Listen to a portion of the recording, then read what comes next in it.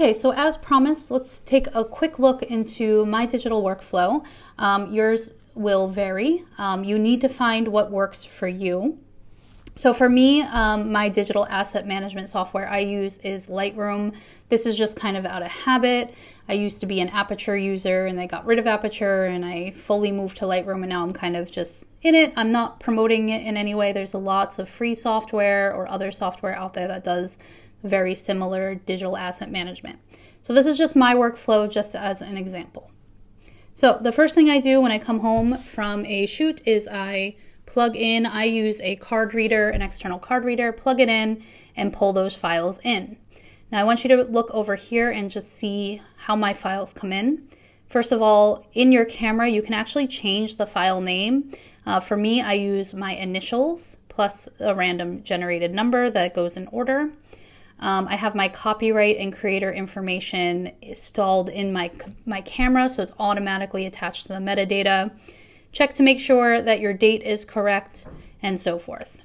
Now, where do these files actually go?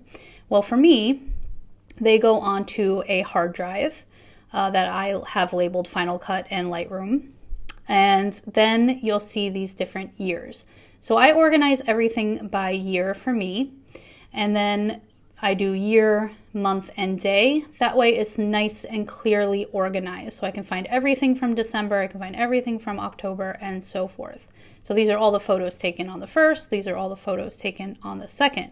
You will notice that I am shooting in RAW plus JPEG. If we come back into my Photoshop catalog, I will point out that this catalog is just 2025. I like to keep my catalogs relatively small, so I'll probably keep this one for about 6 months and then make like a 2025 part 2.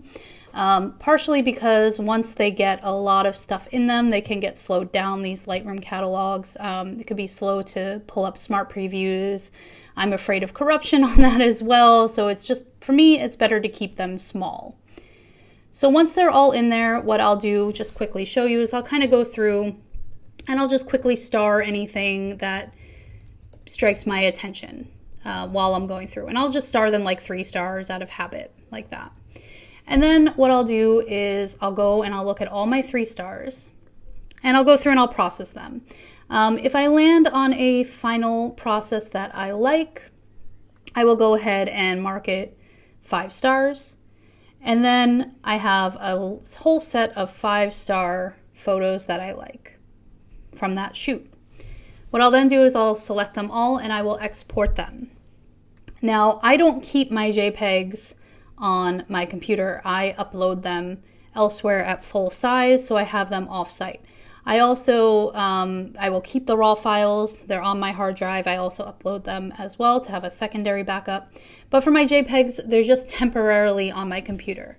So I will go ahead and make a folder, and I usually don't do a custom name because I will rename them where I land them. And then I want to just kind of keep them at full size. These are the JPEGs that I'm done with, that I'm happy with. So I'm going to export them. They're going to go onto my desktop, and then I will upload them. So some places that you can keep your JPEGs, there's Dropbox and Google Photos, I think, does it. I like to keep, I've had Flickr since 2004, so my entire cognizant life is up there. So for me, I put my final JPEGs up there, and I keep some of them public and a lot of them private, just so I can sort through them later. It's easy for me because I can search by metadata or what I've named them and so forth. So again, that's up to you. You find a solution that works for you. Self-storage, having your own server is a great way to do it because you can trust that it's yours, and account-based things like Flickr can be a little scary. But for me, JPEGs, I don't really think about too much because I have my RAW files saved elsewhere. So if I ever want to go back and re-edit, I can do that. So that's it. That for me, it's a pretty straightforward digital workflow. It's not very complicated.